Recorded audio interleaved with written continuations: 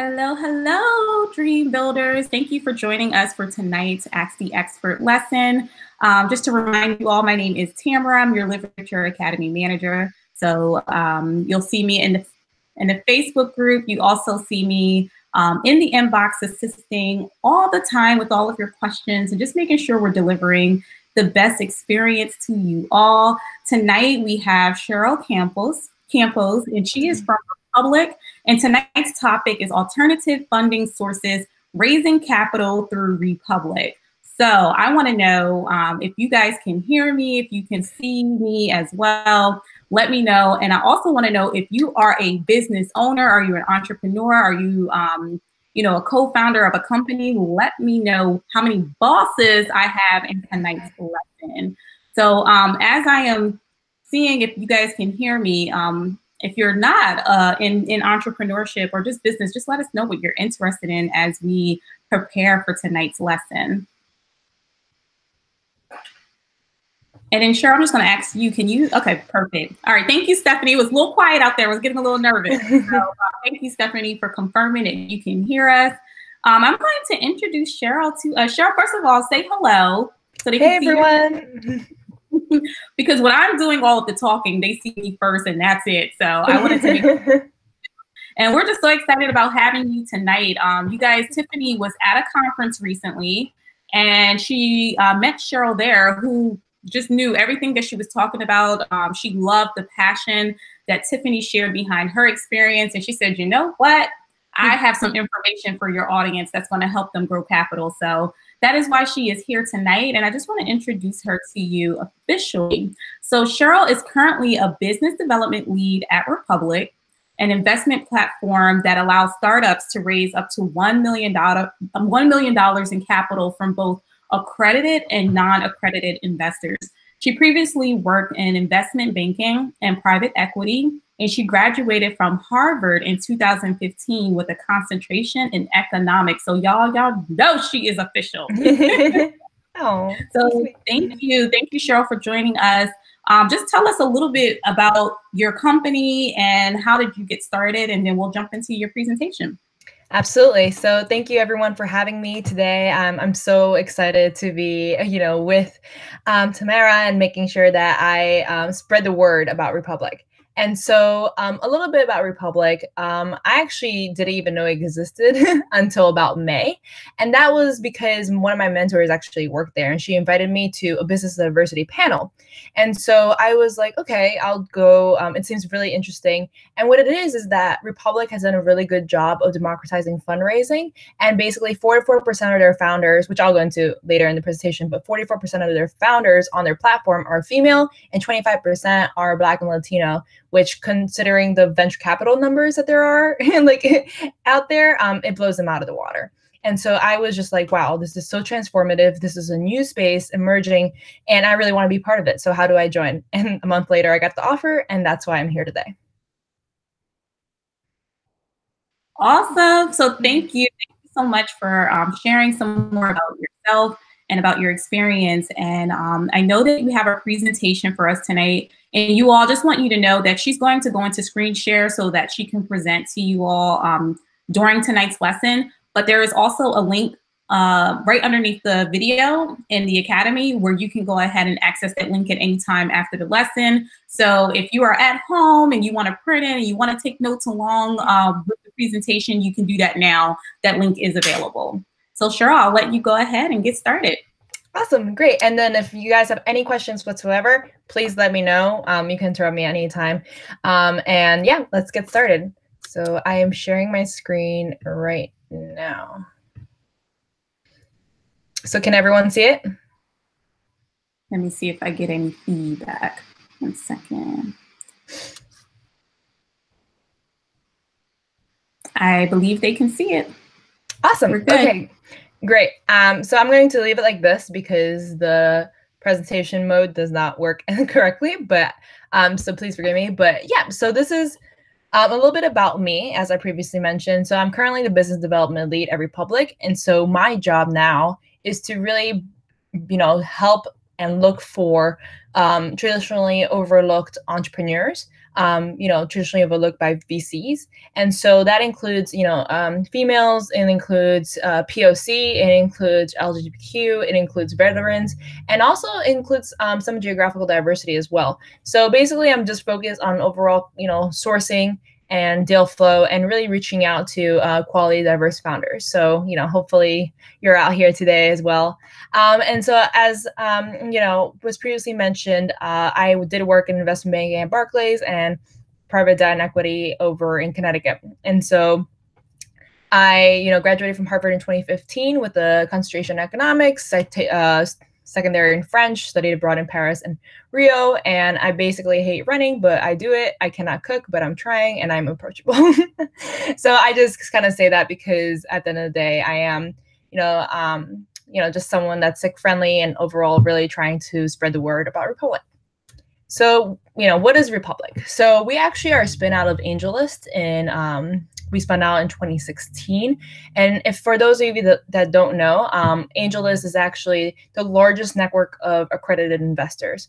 And so accredited investors, actually, just to define that for everyone, is basically an investor that has a net worth certain amount that allows them to participate in startup funding. And so that previously was only kept to the rich, right? If a net worth of like $1 million, because that's what the SEC was trying to defend. It was trying to say, oh, only these people that have this much money would be savvy enough to invest their discretionary income into startups. And that's just not true anymore. What happened in 2016 with the Title III Jobs Act was the fact that now startup investing was now basically open for everyone. And so that's why Republic spun out of AngelList, because now we give all investors, regardless of wealth or accreditation status, access to all these vetted startups. And so this is a platform where if you have a startup, you can raise up to $1 million from both accredited and non-accredited investors. And for investors themselves to really invest their money as little as $10 in a company that they really care about or they believe could be like the next Uber. So what I'm a part of and that what we do our due diligence very well. And so we have a highly validated deal flow for both traditional startups, equity wise, and also blockchain startups. And yeah, we have a deal flow that's a bit different from the traditional Silicon Valley because we really have an emphasis on underrepresented founders. So here you have on my screen, basically traditional VC, which invests about 1% of their money in founders of color, and we have 25%. And that's what we define as underrepresented founders of color here is African American or Latino. And here we compare it to also the U.S. population percentage of Black and Latinos. And then we have here on the other side, traditional VC invests 13% in companies with a female founder, and 44% of the founders that are in Republic are female. And so this is basically the results of the research that I saw in that panel, and that's what encouraged me to join Republic, because since they spun out in 2016 and they're doing something completely innovative, they're really helping democratize fundraising for everyone. And so I fully believe in that mission. And yeah, that's why I joined in August. So I guess let's take a step back here. What in fact is equity crowdfunding? Because before that panel, I actually didn't even know. So in May, I didn't know that equity crowdfunding existed. But essentially for investors, the equity crowdfunding under Title III of the Jobs Act lets individuals invest as little as $10 in private companies, and accredited investors invest up to $100,000. And so now, as I mentioned, 97% of America that couldn't previously invest in startups now can. And for startups, now you can raise up to $1.07 million from anyone, and that includes family, friends, customers, and supporters. This is something that we found as I, pull more and more founders that they want, because sometimes they might have a check here and there from either their family members or customers that they work with, and they just can't take those checks because, then they'll have to go back to their cap table and everything. But we make it very, very easy for founders to receive these amounts. So a little bit about, what is the purpose of Republic. So we're here in order for funding, but we're also a vehicle for marketing. And so in terms of the funding, right, the financing, you have generally venture capital, angel investors, which is included in Republic, retail investors, same thing. Retail investors is just another way of saying not accredited investors, and then friends and family. So basically, besides venture capital, angel investors, retail investors, and friends and family all loop into Republic. Venture capital is something that we've seen few and far between, but we're getting more and more of that. In terms of the marketing, we have digital marketing, email, SEO, social media influencers, rewards campaigns, and PR and branding.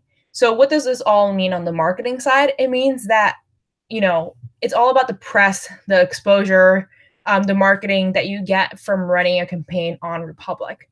And that really means that, you're not only, reaching out to, your family members, customers, those that are investing in your success, but once they are actually, giving you money, they will become lifelong brand ambassadors. And that is a fact because we've had so many people that, they've invested like $50 in a company and then they won't stop spreading the word about it because they want that company to succeed. And so if you want to have like lifelong brand evangelists on your team, Republic is the way to go. So startups can still raise venture. We're not we're not like an alternative to VCs. We're basically just complementary to other fundraising mechanisms. So we've had many startups on our platform that are either parallel raising at the moment, like raising from traditional sources for VC, and then also running a raise in Republic, or they've raised as much as they could from VC, and then they top off their round with a Republic campaign. Equity crowdfunding also does not limit other types of securities offerings. So if you're looking to do something else in terms of a debt or anything else that might fit into your business, we help. We do not actually go against any of that. The way that we've set it up with like 6 lawyers in-house is that we've made it very founder friendly for everyone. So what we did in-house is that we created what's called the crowd safe, which is based off of the Y Combinator's SAFE. And SAFE is an acronym, actually. It's a simple agreement for future equity. And so what this is basically a legal product that ensures a clean cap table with a single entry for all investors from your Republic campaign. Okay, that's a lot. So let me unpack it a little bit. So essentially, the simple agreement for future equity is similar to a convertible note in that it has a valuation and a discount, but it does not have a maturity date, so it's not an actual debt instrument. What it is that you are postponing diluting equity until there's a trigger event, so that that trigger event can either be that your business goes public or that it is acquired. And so until that happens, you're not giving away equity. It's only when those trigger events happen that you will see some dilution in the equity of your company. But it also depends on the valuation of the discount as to how much dilution there'll be. So that being said, as we see here on the slide, it's extendable. It has fixed conversion because you're fixing it with the valuation cap and the discount, and you also have limited rights. So basically, the people that invest through a Republic campaign have no voting or information rights, so you don't have to worry about them getting in the way of any transaction that you might do. And the best part of the CrowdSafe, which I left for last, is the fact that if you have 500 or 1,000 investors in your campaign on Republic, they are all kept on one line item on the cap table. And that is amazing because if you do it any other way, you will have like 500 people on your cap table, and that just sounds like a nightmare. So that's why we have the crowd safe that really allows for some peace of mind for the founder. And so who backs the companies on Republic? It's usually the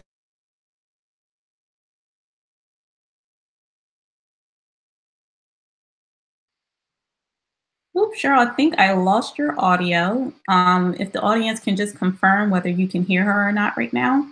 And then Cheryl, if you're speaking, check your microphone and make sure it's not muted.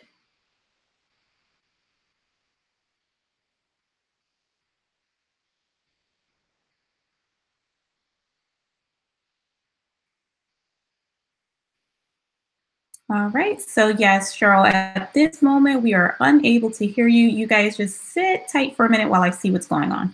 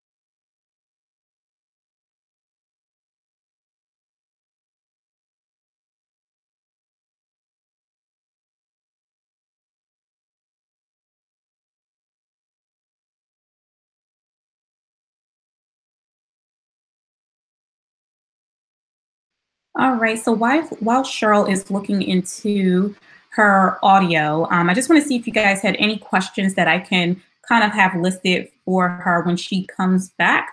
For the most part, what she was explaining was the platform Republic, which you can use to help fundraise for financial reasons, and then you can also use as a marketing tool. So if you have a company, you can go to Republic and create a profile. And what's great about it is that it's available to be seen to the entire public.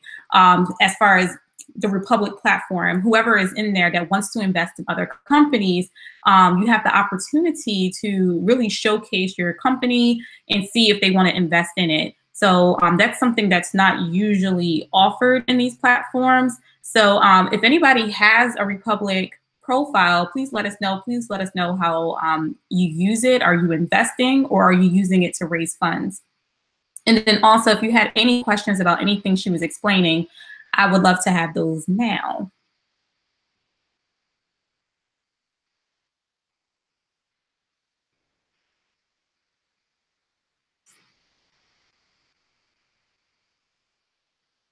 Okay, so it looks like there aren't any questions. Oh, okay, I see a few coming in. So go ahead and list your questions. I am going to connect with Cheryl to see if we can reconnect. And if so, you guys are going to receive a new link. It's going to come to you via text and email. So keep an eye out for that because I am not getting anything from her now.